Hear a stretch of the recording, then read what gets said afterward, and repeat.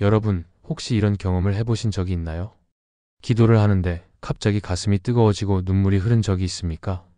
아무 이유 없이 하나님의 사랑이 강하게 느껴지고 설명할 수 없는 평안이 마음을 덮친 순간이 있었나요? 혹은 성경을 읽는데 이전과 다르게 하나님이 직접 나에게 말씀하시는 것처럼 느껴진 적이 있습니까? 이런 경험이 있다면 여러분은 지금 성령님의 강한 역사 가운데 있는 것입니다. 성령님이 임하시면 우리의 삶에는 분명한 징조들이 나타납니다.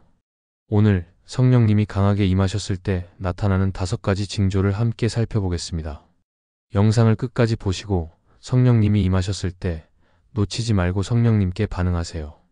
좋아요와 구독은 하나님의 말씀을 전하는데 큰 힘이 됩니다. 첫 번째 징조, 마음이 뜨거워지고 깊은 회개가 일어납니다. 사도행전 2장 37절에는 오순절 성령 강림 이후 베드로의 설교를 들은 사람들이 강한 충격을 받고 이렇게 말하는 장면이 나옵니다. 그들이 이 말을 듣고 마음에 찔려 형제들아 우리가 어찌할꼬 하고 묻더라. 이 구절에서 우리는 성령님이 임하실 때 나타나는 강한 내면의 변화를 볼 수 있습니다. 말씀을 들을 때 마음이 뜨거워지고 깊은 회개가 일어나는 것은 성령님의 강한 역사 중 하나입니다. 성령님이 역사하실 때 우리 안에는 이런 징조들이 나타납니다. 설교를 듣거나 기도하는 중에 가슴이 뜨거워지고 설명할 수 없는 감동이 밀려옵니다. 과거에는 묻었던 죄가 이제는 견딜 수 없을 만큼 괴롭게 느껴집니다. 하나님 앞에서 자신의 연약함을 깊이 깨닫고 더 깊이 회개하고 싶은 마음이 생깁니다. 하나님과 더 가까워지고 싶은 강한 갈망이 생기고 새로운 신앙의 결단을 내리게 됩니다. 이런 변화는 우리가 단순히 감정적인 순간을 경험하는 것이 아니라 성령님이 우리의 마음을 직접 만지고 계시다는 강력한 증거입니다. 사람이 스스로 죄를 깨닫고 회개하는 것은 어렵지만 성령님께서 우리 안에서 역사하실 때 우리는 자연스럽게 죄를 미워하고 하나님께 더 가까이 가고 싶어지게 됩니다. 우리는 어떻게 반응해야 할까요? 즉시 회개하고 하나님과 더 깊은 교제를 나누세요. 성령님께서 마음을 움직이실 때 회개를 미루지 말고 즉시 하나님 앞에 나아가세요. 하나님께 죄를 솔직하게 고백하고 새로운 삶을 살기로 결단하세요. 단순한 감정의 변화로 끝나지 않도록 성령님과의 친밀함을 유지해야 합니다. 매일 기도하며 성령님의 임재를 더 깊이 경험하도록 구하세요. 삶의 변화를 받아들이고 순종하세요. 회개는 단순한 감정이 아니라 실제적인 변화로 이어져야 합니다. 성령님이 감동을 주시는 부분에서 즉시 순종하고 삶의 방향을 바꾸세요. 성령님이 주시는 회개의 감동은 우리의 삶을 변화시키는 강력한 능력입니다. 두 번째 징조, 설명할 수 없는 평안과 기쁨이 넘칩니다. 요한복음 14장 27절에서 예수님께서는 제자들에게 이렇게 말씀하셨습니다. 내가 너희에게 평안을 끼치노니 곧 나의 평안을 너희에게 주노라. 내가 너희에게 주는 것은 세상이 주는 것과 같지 아니하니라. 너희는 마음에 근심하지도 말고 두려워하지도 말라. 이 말씀은 예수님이 십자가를 지시기 전에 제자들에게 남긴 약속입니다.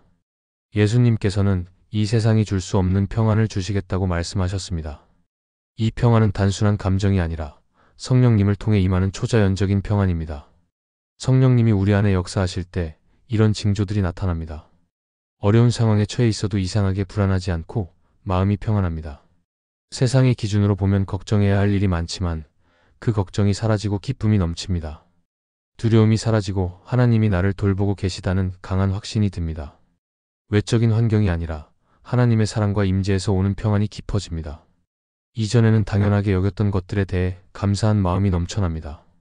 이러한 평안과 기쁨은 상황이 좋아져서 생기는 감정이 아닙니다. 오히려 환경은 그대로인데도 설명할 수 없는 평안이 우리 마음을 지배하는 것입니다.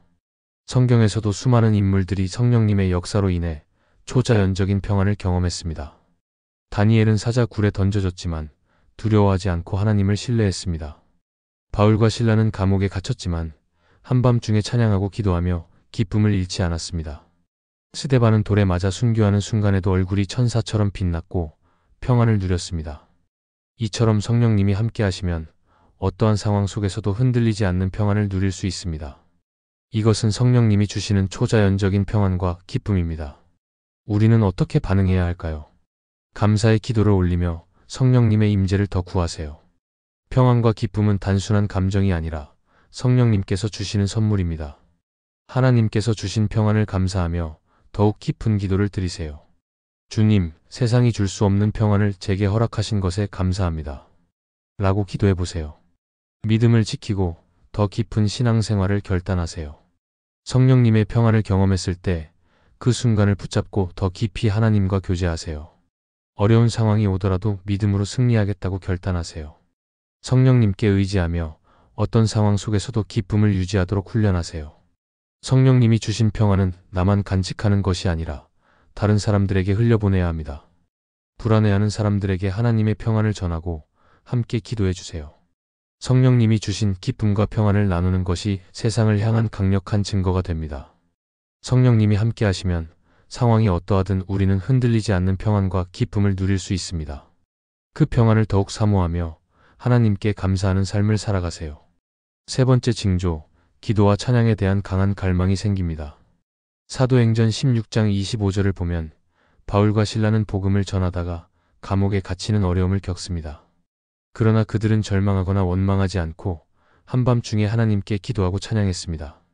한밤중에 바울과 실라가 기도하고 하나님을 찬송하며 죄수들이 듣더라. 놀라운 것은 그들이 찬양을 드리자 옥문이 열리고 모든 죄수들의 착고가 풀리는 기적이 일어났다는 점입니다.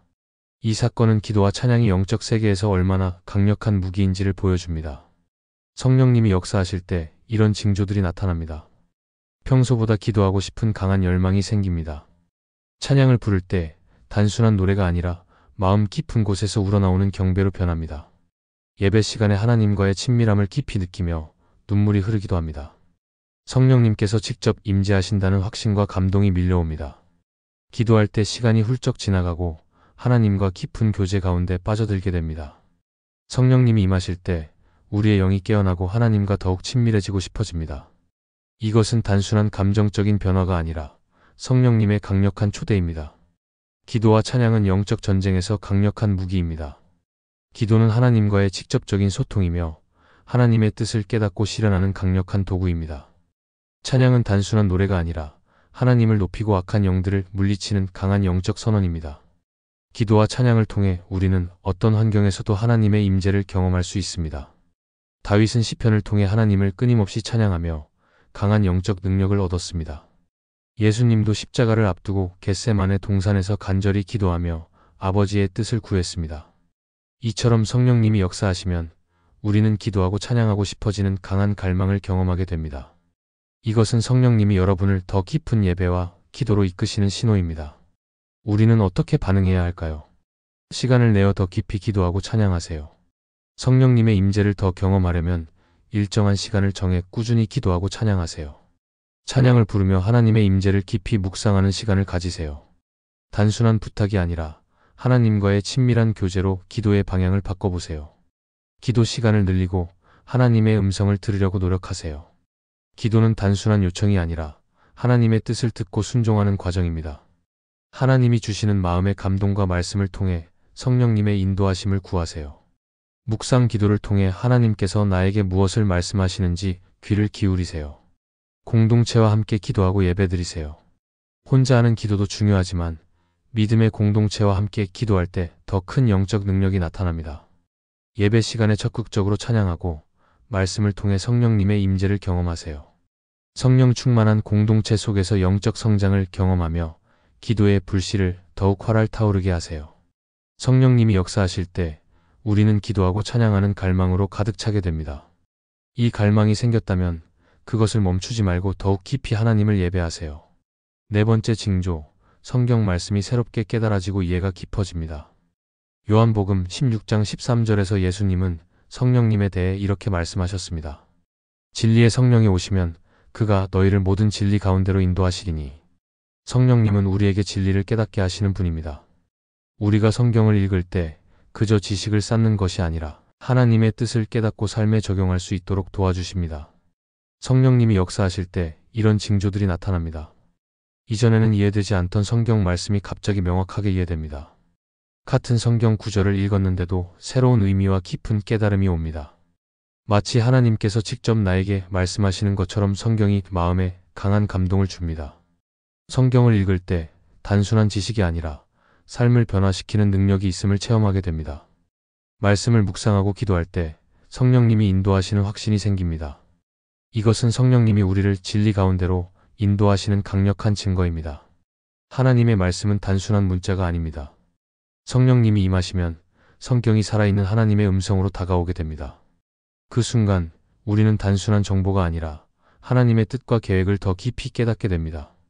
예를 들어볼까요? 예수님의 비유를 읽을 때 단순한 이야기로만 들렸던 것이 내 삶에 적용해야 할 실제적인 가르침으로 다가옵니다. 잠언을 읽을 때 단순한 교훈이 아니라 하나님이 내 삶을 지혜롭게 인도하고 계심을 깨닫게 됩니다. 요한복음의 말씀을 읽을 때 예수님의 사랑이 더 깊이 와 닿고 하나님과의 관계가 더욱 친밀해지는 경험을 하게 됩니다.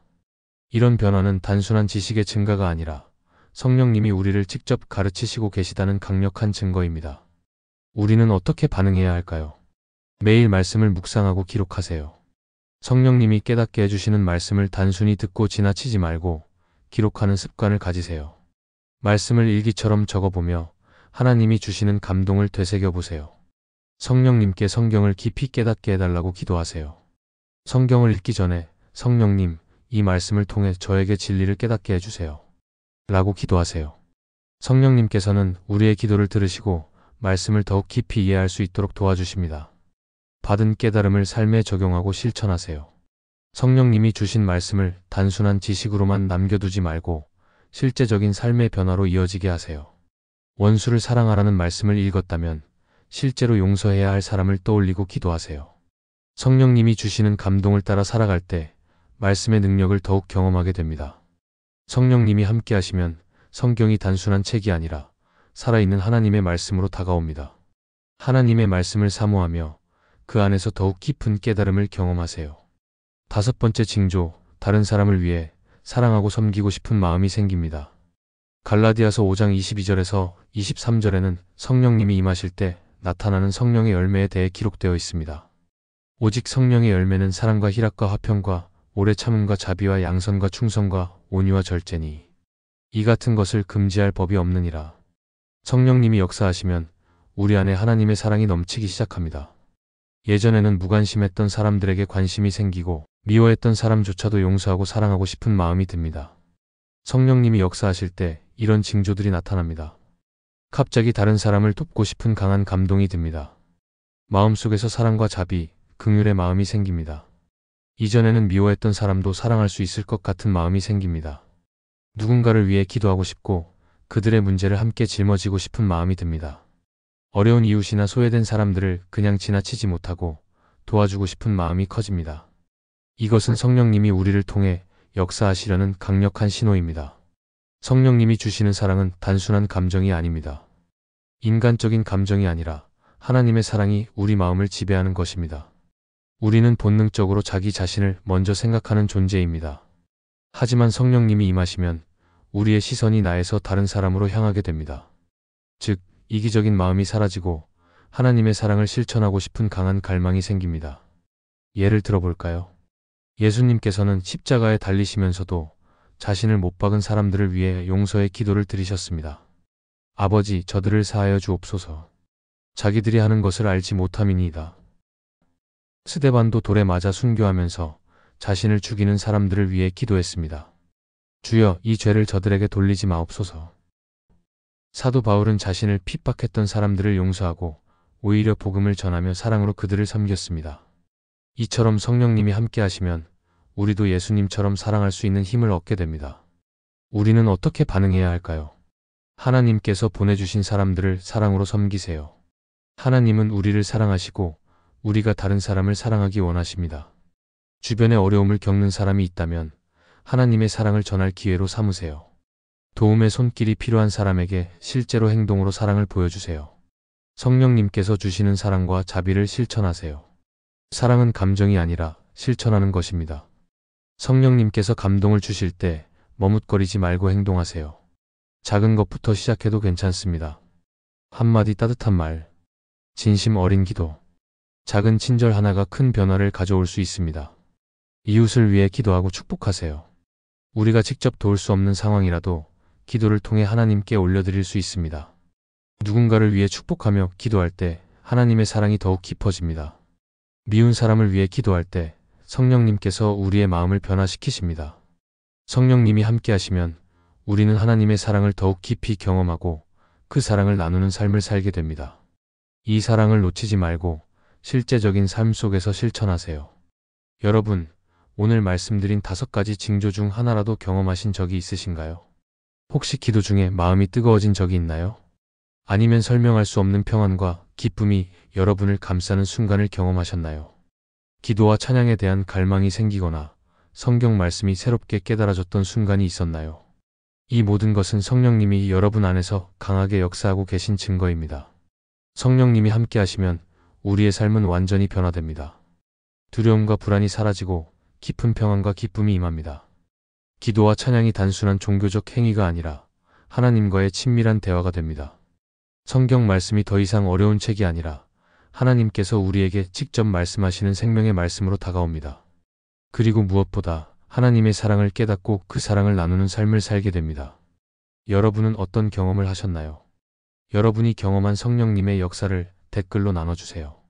혹시 성령님의 임재를 더욱 경험하고 싶다면 기도 제목을 댓글로 남겨주세요. 우리가 함께 기도하겠습니다. 여러분이 성령님의 인도하심을 더욱 깊이 경험하시기를 축복합니다. 이 영상이 도움이 되셨다면 구독과 좋아요, 알림 설정까지 잊지 마세요. 여러분의 기도와 신앙 여정에 함께 하겠습니다.